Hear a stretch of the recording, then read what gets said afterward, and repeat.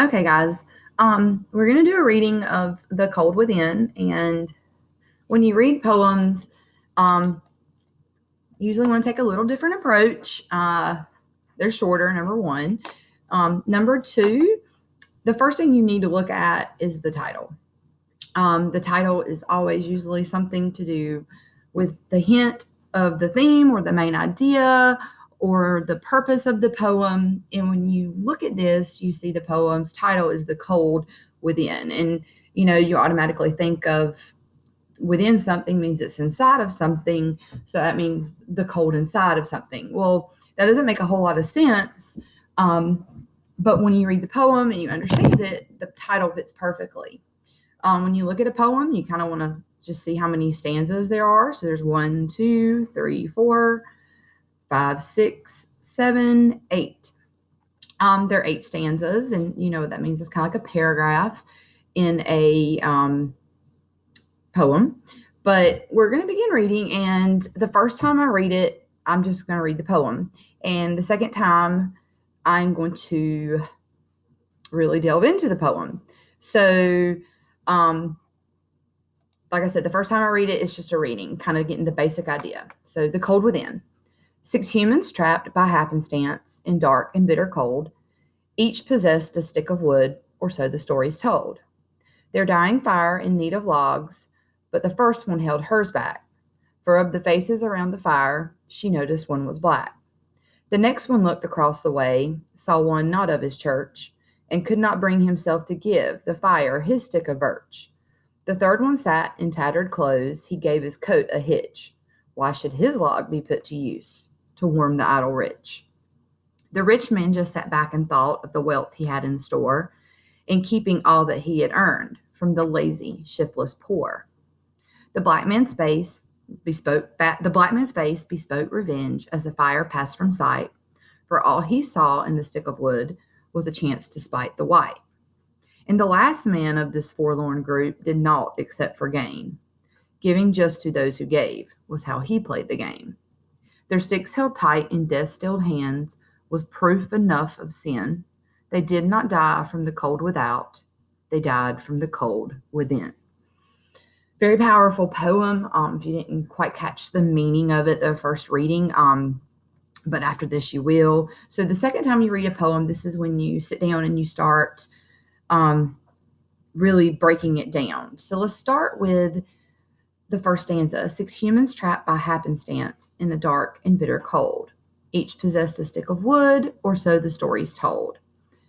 So you know that happenstance means just by chance.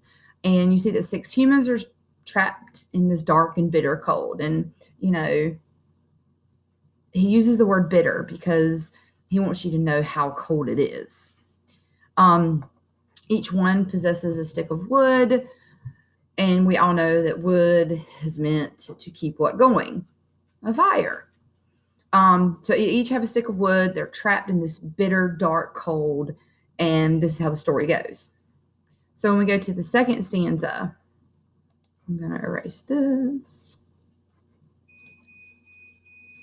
The second stanza says, their dying fire in need of logs, but the first one held hers back. For of the faces around the fire, she noticed one was black. So the fire is dying. Everybody knows when a fire is dying, you just give it wood, and it lives and it thrives. And they need this fire to stay alive. But the first woman holds hers back because she notices one of the faces around the fire was black. So that tells us that this woman has a prejudice against people of another color, particularly a black person in this poem.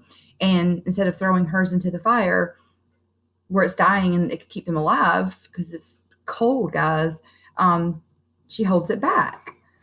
When you go to the next stanza says, the next one looked across the way, and he saw not one of his church, and could not bring himself to give the fire his stick of birch. And birch from your vocabulary words is a wood, is a small branch that would keep the fire going. And so this man looks across the way, and he sees someone that's not of his church, which means his religion. This is very prevalent. I was reading a story on CNN the other day about Israel and Iran. One's Jewish, one is Arabic. They believe in Allah, they practice Islam, and these two do not get along, all because of their religion. So this person is prejudiced or has an intolerance for someone that's not of his church, who's not of his religion. Again, if he's a religious person, you would think that he would throw that log in. The third one sat in tattered clothes. And he gave his coat a hitch. Why should his log be put to use to warm the idle rich? So tattered means, shabby clothes. And, so obviously this is a poor man, and he looks across and he sees somebody who's rich and he thinks they're lazy. And he's like, well, why would I give my log to them? And then, the next stanza says the rich man just sat back and thought of the wealth he had in store and keeping all that he had earned from the lazy, shiftless poor. Shiftless means lazy. So now you see this man has an intolerance towards somebody that is not in his social class. The man above, same thing. These are both social classes. They see somebody that's not in their, income area, or somebody poorer than them or richer than them, and they refuse to put their wood in. Again, guys, this fire is dying. All it needs is wood to keep going, to keep these people alive. The black man's face bespoke revenge as the fire passed from sight, for all he saw in the stick of wood was a chance to spite the white.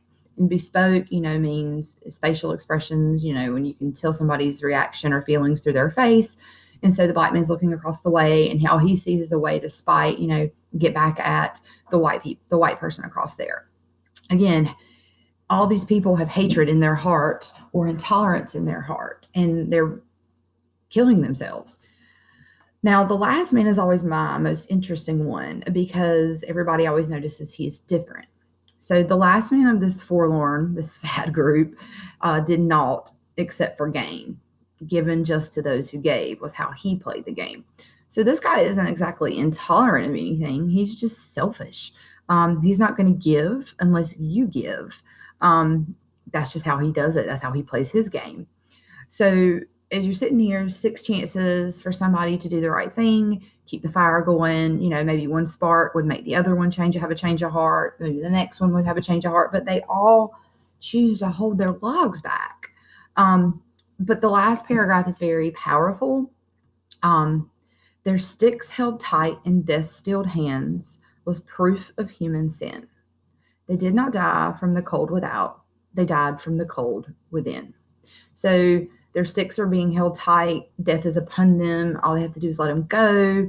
And this is just enough to show that humans are sinful, and we judge, and we are intolerant of others different than us sometimes. But the last 2 lines, they did not die from the cold without. They died from the cold within. Literally, yes, they died of the cold. I mean, literally, that's how they died. The fire went out. It was bitter cold. So they couldn't get warm, and their body had hypothermia and died. But figuratively, they died from the cold within themselves, meaning the cold within their heart, the cold within the hate in that heart, their inability to be tolerant of each other and see each other's differences and accept them. This poem is read all over the world, especially in a time like this. It kind of teaches us that, sometimes we have to take our judgments maybe and put them aside. But the fact that this poem teaches us that at the end of the day, they could have lived, but they chose not to because of their judgmental minds or their choices or their beliefs. It's kind of sad. So you're going to answer the questions now. And if you have any questions on this poem, please let me know.